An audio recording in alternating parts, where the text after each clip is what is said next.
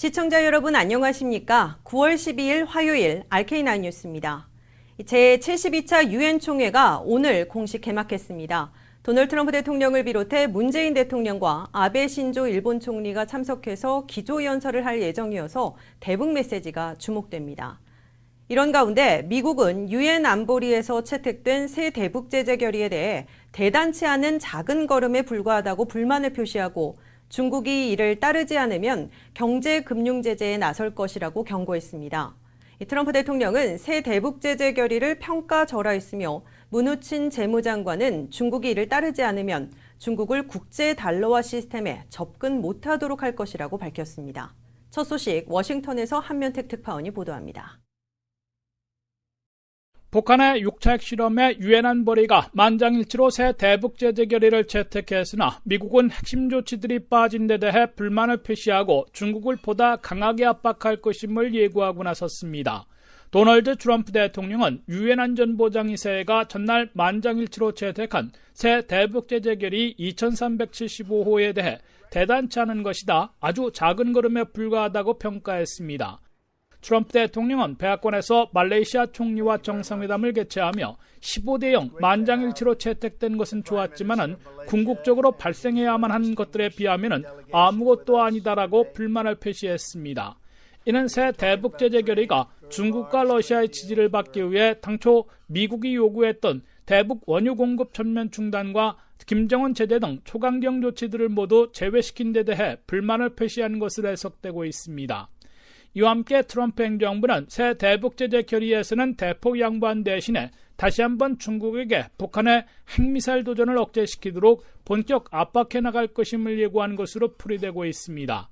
트럼프 행정부는 특히 중국이 대북 제재 결의를 따르지 않으면 중국에 대한 경제 제재를 본격 부과할 것이라고 경고하고 나섰습니다.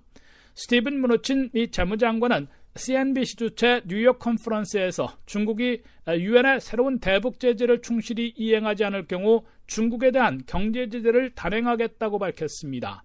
무누친 재무장관은 미국이 중국을 제재하게 되면 중국은 미국과 국제 달러화 시스템에 접근할 수 없게 될 것이라고 경고했습니다. 미국의 경제 금융 제재를 주관하고 있는 무누친 재무장관은 북한의 6차 핵실험 직후인 지난 3일 팍스뉴스 선데이와의 인터뷰에서도 북한과 거래하는 제3국을 제재하겠다며 중국을 겨냥한 적이 있으나 이번에는 중국을 공개 지목해 경고장을 보냈습니다. 트럼프 행정부는 북한과의 교역, 금융거래의 90%나 담당하고 있는 중국이 실질적으로 북한 김정은 정권의 핵미사일 도전을 중단시키지 못하면 중국과의 경제전쟁도 불사하겠다며 세컨더리 경제 제재 카드를 본격 꺼내들고 있는 것으로 미 언론들은 관측하고 있습니다. 지금까지 워싱턴에서 RKTV 뉴스 한면택입니다. 초강력 허리케인 어마가 열대성 저기압으로 약화한 가운데 플로리다와 조지아, 사우스캐롤라이나 등 허리케인 피해를 본 남동부주에서 복구 작업이 본격적으로 시작됐습니다. 이황 기자가 보도합니다.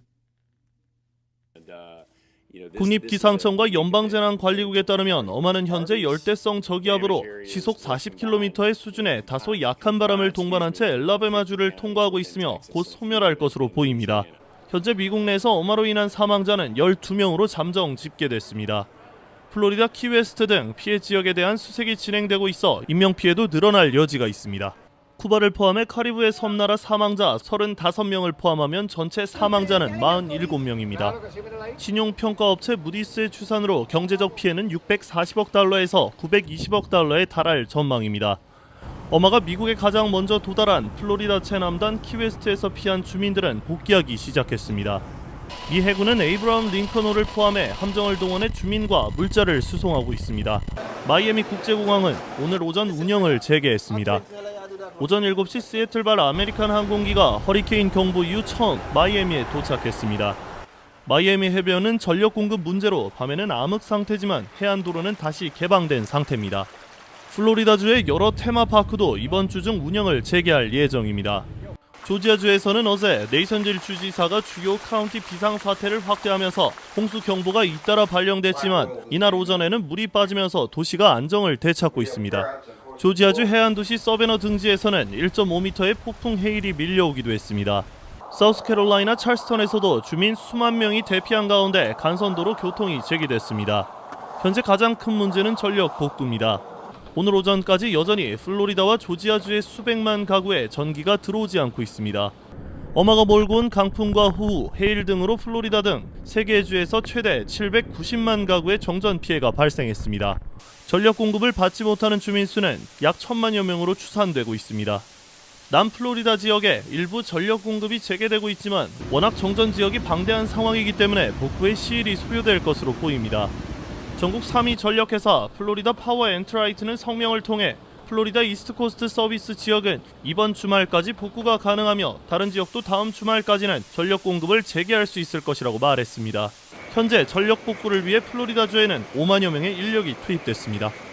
RKTV 뉴스 이황입니다. 허리케인 어마가 세력이 약화하면서 비 피해는 일단 잦아들고 있습니다.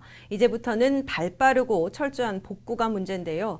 그런데 폭풍이 소강하자 정전과 물난리를 틈타서 약탈에 또 탈옥까지 횡행하면서 안 그래도 고되고 막막한 이재민들을 2번 울리고 있습니다. 정부의 발빠른 대책 시급해 보입니다. 또 자원봉사 그리고 여기서 우리가 할 수 있는 건 작은 성금으로 도움을 전달하는 거 아닌가 싶습니다. 다음 소식입니다. 트럼프 정부가 서류 미비 청소년 추방 유예 정책인 다카 프로그램에 대한 단계적 폐지를 결정한 가운데 다카 수혜자의 건강보험은 물론 의료계에도 적지 않은 영향을 줄 것이라는 지적이 나왔습니다. 조한규 기자가 취재했습니다. 트럼프 대통령이 6개월의 유예 기간을 두고 다카 프로그램을 폐지하겠다고 발표한 가운데 다카 수혜자들은 그동안 받아오던 노동 허가, 여행 허가, 운전 면허증 취득 등의 혜택이 오는 10월 5일까지 갱신 또는 연장 신청하지 않는다면 2018년 3월 5일 이후엔 혜택을 받을 수 없게 됩니다. 또한 직장 건강보험은 물론 저소득층 건강보험 프로그램인 메디켈 또는 메디케이드도 중단될 수 있습니다. 이런 가운데 이유케어 클리닉에서는 다양한 방법을 통해서 의료 혜택은 지속이 가능하다며 적극적인 커뮤니티 홍보에 나섰습니다. 그 마이헬스에는 모든 클리닉에서 다 이렇게 해줄 수 있는 게 아니고 저희처럼 커뮤니티 클리닉이 카운티하고 계약을 맺은 이런 클리닉에서만 치료를 해드릴 수가 있고 진료를 해드릴 수가 있고 무료예요. 그래서 예방접종이라든지 일반 진료 19세 이상이더라도 서류 미비가 되시면은 이제 신청하실 수가 있어요. 또한 일반적인 1차 진료 이외에도 2차 전문 진료나 수술 등의 치료도 LA 카운티 내에서는 가능할 수 있기 때문에 잘 활용할 수 있기를 희망했습니다. 한편 다카 프로그램 폐지로 인해 의료 서비스가 제한되는 것 이외에도 의료업계에도 적지 않은 지장을 초래할 것이라는 지적도 제기되고 있습니다. 전미의과대학협회에 따르면 현재 의사 1명당 연평균 1,500명의 환자를 진료하는 현실을 감안하면 의대에 재학 중인 다카 수혜자 65명이 의사가 돼 진료하는 환자는 10만 명에 달하게 돼 의료계에 주는 파장이 클 것으로 전망되고 있습니다. 다카 때문에 의대생들 아니면 레지던트들이 계속 공부를 못하게 되면은 저희의 특히 커뮤니티 클리닉, 비영리 단체 같은 데는 닥터 쇼리지가 더 문제가 심하게 될 거예요. 또한 서류 미비자 단속과 추방 강화, 다카 폐지 같은 반이민 정책이 안 그래도 상대적으로 열악한 의료 환경에 놓여 있는 이민자 커뮤니티 소외계층의 검사와 진료 기회를 앗아가고 의료 서비스 질 저하를 가져올 것이라고 우려했습니다. 나아가 이유케어 클리닉은 이런 어려움 속에 처한 주민들을 돕기 위해 메디켈과 마이헬스 LA 신청과 갱신을 돕고 있다며 잘 활용할 수 있기를 당부했습니다. RKTV 뉴스 조한규입니다. 캘리포니아 주정부가 연일 청년 추방 유예 정책 다카 폐지에 대응하는 적극적인 행보를 걷고 있습니다. 캘리포니아 주정부는 어제 반대 소장을 접수한 데 이어서 오늘은 다카 수혜자를 위해 3천만 달러 예산을 배정한다고 발표했습니다. 이어서 박현경 기자입니다. 캘리포니아 주정부는 청년 추방 유예 정책 다카 수혜자들을 위해 예산을 대거 배정했습니다. 제리 브라운 캘리포니아 주지사와 의원들은 트럼프 행정부가 다카 폐지 정책을 발표한 것에 대응해 3천만 달러의 예산을 배정한다고 발표했습니다. 3천만 달러는 법률 상담 서비스와 대학 재정 지원을 위해 각각 쓰일 예정입니다. 특히 3천만 달러 중 2천만 달러는 드리머들에게 체류 신분 관련 법률 상담을 도와주는 비영리 단체에 지원됩니다. 또 나머지 1천만 달러는 다카 수혜자들에게 재정 지원을 해주는 주립대학들에 제공될 전망입니다. 1천만 달러 가운데 700만 달러는 커뮤니티 컬리지에, 그리고 200만 달러와 100만 달러는 각각 칼스테이트 계열과 UC 계열에 지원될 것으로 보입니다. 케빈 드레옹 캘리포니아주 상원의장은 젊은이들이 우리 사회와 경제를 이루도록 우리는 수년에 걸쳐 노력해왔다고 밝혔습니다. 이어 드레옹 상원의장은 이 같은 우리의 노력을 외국인 혐오 성향을 지닌 한 남성이 물거품으로 만드는 처사를 가만히 지켜만 보고 있지 않을 것이라고 말했습니다.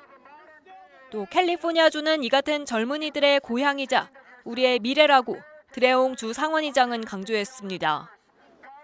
캘리포니아 주정부는 적극적인 정책을 통해 다카 폐지에 반대하고 드리머들을 보호하겠다는 강력한 의지를 피력하고 있습니다. RKTV 뉴스 박현경입니다. 지난 5년간 케이블이나 위성방송 또는 인터넷 등을 통하지 않고 실내 안테나를 통해 무료 공중파를 시청하는 미국인들이 51%나 늘어난 1,580만 가구에 달하고 있다는 닐슨 연구 보고서가 발표됐습니다. 전국의 63개 TV 방송국을 소유한 ION 미디어가 의뢰해 만들어진 이번 보고서에 따르면 무료 공중파를 시청하는 평균 나이가 34.5세로 전국 모든 시청자 평균 나이 39.6세보다 젊고 자녀가 있는 가구가 39%로 전국 평균 34%보다 높다고 밝혔습니다. 뿐만 아니라 히스패닉, 흑인을 비롯한 아시안 등 소수민족의 무료 공중파 시청률은 42%로 전국 평균 30%보다 훨씬 높은 것으로 발표됐습니다. 한편 라디오 코리아의 자매 방송사인 RKTV도 무료 공중파 44.2로 방영되고 있습니다. 이 언론은 어떤 경우든 사실을 바탕으로 또 공정하고 정확해야 시청자 신뢰를 얻을 수 있습니다. 이런 언론의 본분에 벗어남이 없이 균형감을 잃지 않고 새로 거듭나는 RK9 뉴스도 지켜봐 주시기 바랍니다. RK9 뉴스 잠시 후에 계속됩니다.